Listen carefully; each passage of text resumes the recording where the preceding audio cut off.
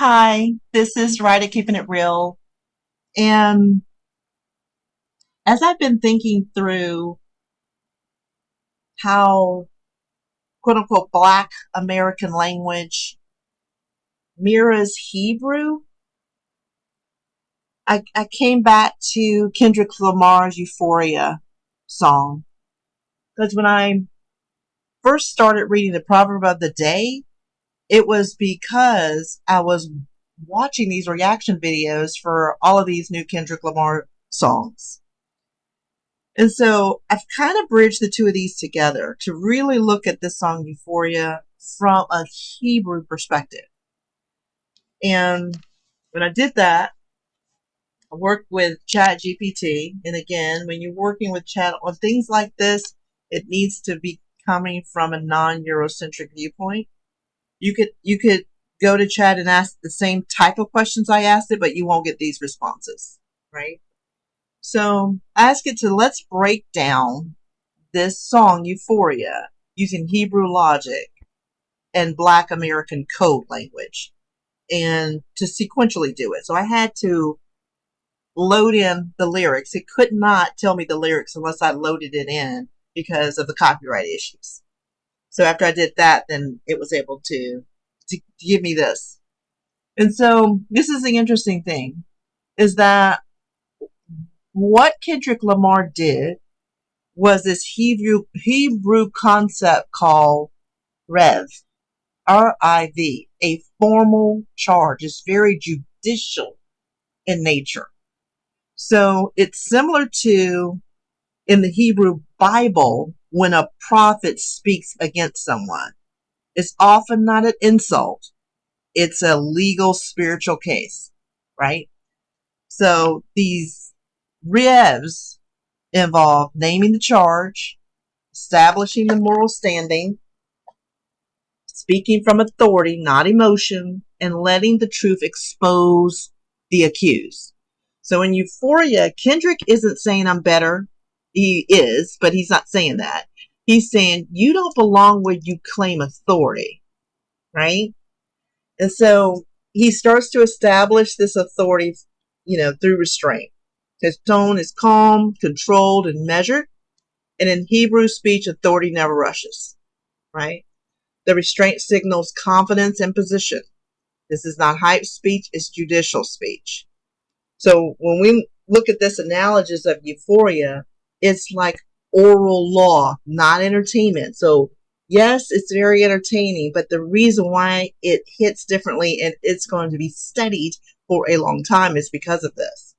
So it operates like a Hebrew covenant speech preserved through Black American language and hip hop culture. There is a direct line between this Hebrew covenant speech and hip hop culture. Direct line. So the opening frame, when he says this backwards, he says something backwards and he says, everything they say about me is true in reverse. Well, this song opens with an inversion. In Hebrew logic, it often begins by exposing distortion before restoring order. So it starts backwards. The truth is not argued forward, it's turned right side up. So this verse in this came from The Wizard of Oz. That's where the reference is. And we all know Oz had false authority, right? Maintained by spectacle. So it's similar what he did. It's similar to what prophets sometimes did. They start with irony, they echo the accusation of the enemy, or they speak in reversal to show corruption, right? And then here's some verses over here where that happened. Isaiah 29:15-16, right? That's there to reference. So what he did was Hebrew corrective logic. He didn't need to explain it. He just revealed the distortion, right? And then he used the Wizard of Oz because the Wizard of Oz is about illusion of authority, power performed through smoke and voice, legitimacy borrowed, not possessed. And then it says Hebrew logic is ruthless about this in scripture. And it talks about that once the curtain is pulled back, power collapses, no violence is required, just revelation. And an example of that is Daniel. In Daniel with Belshazzar, where the handwriting on the wall that said many, many tickle parson. So you've been found weighted and wanting, and your kingdom is going to collapse. Wasn't any violence, no rebellion, just language. And his authority collapsed after that. That's similar in nature. So next is started going through the lines. I ain't thinking about no reap. I'm reaping what I sow. That's pure Hebrew moral physics, sowing and reaping. Life operates on seed time and harvest time, right? So the reaper also talks about the reaper, death or punishment is dismissed because the speaker is living inside of alignment. And that this is Proverbs logic carried to street language. This is fascinating to me. Fascinating to me. Next, made his homeboys and them sell their soul. In Hebrew thinking, souls are not lost accidentally. They're exchanged. So this charge is not just a personal compromise, but it's leading others into misalignment. You're fooling other people, people that are following along with Drake. False power exposed. Everybody want to be demon until they get chipped by your throwaway. So Hebrew thought tests strength under pressure. So real power doesn't strain itself. The throwaway matters. Even what is discarded exposes false menace. This is wisdom speech, not bragging. Interesting. Next. Once a lame, always a lame. This is diagnostic, not emotional.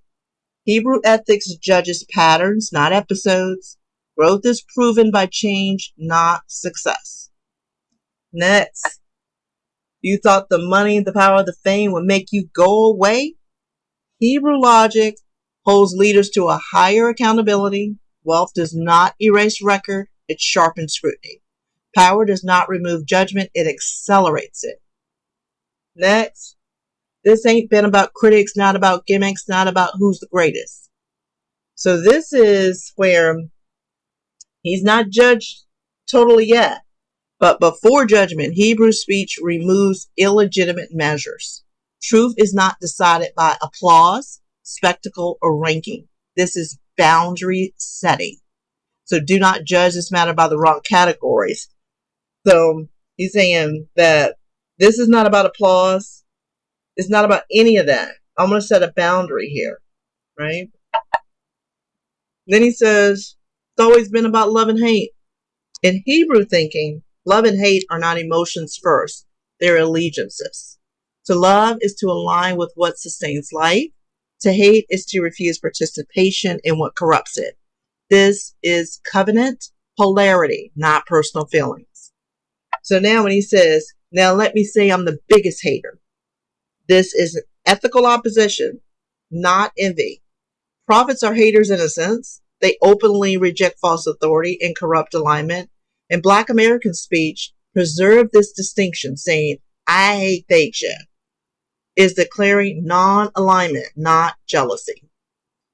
So then he uses repetition, which we learn that that's one of the things that is certainly in Proverbs they did. Repetition over and over again. You know, I hate the way that you walk, the way that you talk. I hate the way that you sneak this, all that. So that's using Hebrew logic too. It's not emotional repetition, it's charged stacking. In Hebrew or oral law, repetition established witness, multiple forms of the same charge equal confirmation. Cadence matters more than detail. He's not listing random dislikes. He's naming patterns of misalignment, walk, conduct, talk, speech, indirect speech, sneak diss.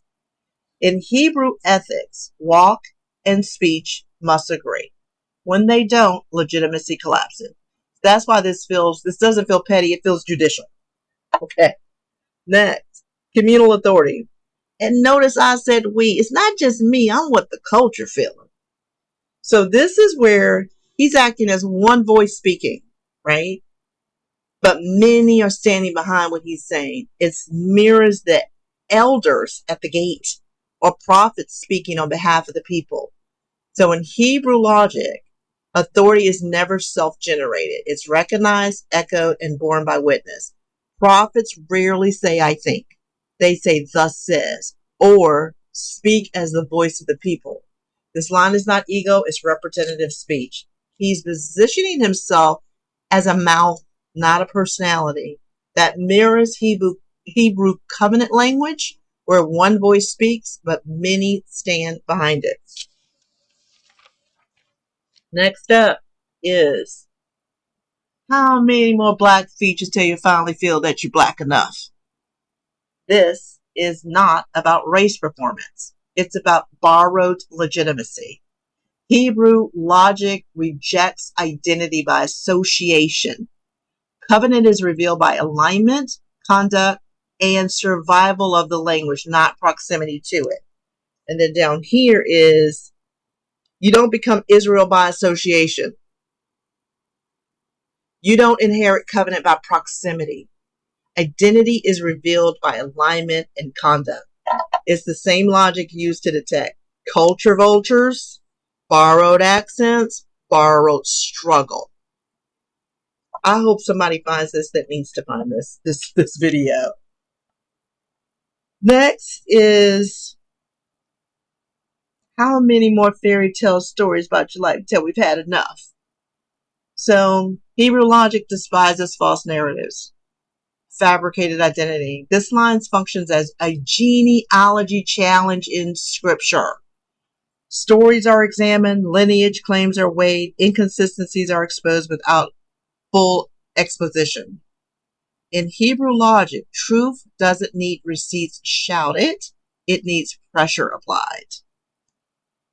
Next is we don't want to hear you say nigga no more. That's not censorship. It's authorization language. Hebrew culture restricts certain speech to those with standing. Misuse reveals displacement. Boundary speech closes access without explanation. Next, where he keeps repeating that, we don't want to hear you say nigga no more. He's repeating that as boundary speech. And back to some words are restricted, some speech requires standing, misuse of displacement. Some shit just cringeworthy. You ain't even gotta be deep, I guess. This is Hebrew thinking allows for immediate discernment. Not everything requires analysis. In Proverbs, wisdom recognizes folly quickly. Discernment is felt before it is explained. This line acknowledges not all truth is academic. This is Proverbs logic alive in Black American speech. The ending, stop. This is termination speech. In Hebrew framing, a word can close a matter. One word. Once the charge is established and the witness's speech ends, no summary, no extra verse, no indulgence, silence completes the authority. The final frame is Euphoria follows a full Hebrew speech cycle. Inversion exposed, charges established through repetition and alignment, authority declared through restraint, boundaries enforced, matter closed. This is Hebrew dispute logic carried through Black American oral culture. So what ties this all together is this song works because it uses Hebrew style speech logic embedded in Black American oral culture, where he's showing authority without even shouting. Repetition is witness, alignment over talent, community validation over individual ego, boundary speech instead of explanation. And so, one of the things that when I was listening to all of the Kendrick Lamar songs and people uh, reacting to his songs. I listened to a little bit of Drake, and that's all it took was me to listen to a little bit, but it wasn't anything there. It wasn't substance there for me. It wasn't like this. So I didn't need to hear his rebuttals or what he said. It was not as deep as this. So, I guess like Chad is saying, my ears already recognize, that it wasn't anything I needed to listen to. So Euphoria is not a diss track. It functions like a Hebrew dispute spoken in Black American code, measured, communal, repetitive, and rooted in alignment rather than performance. Great job, Kendrick Lamar. Fabulous. Until next time, this is Ryder keeping it real.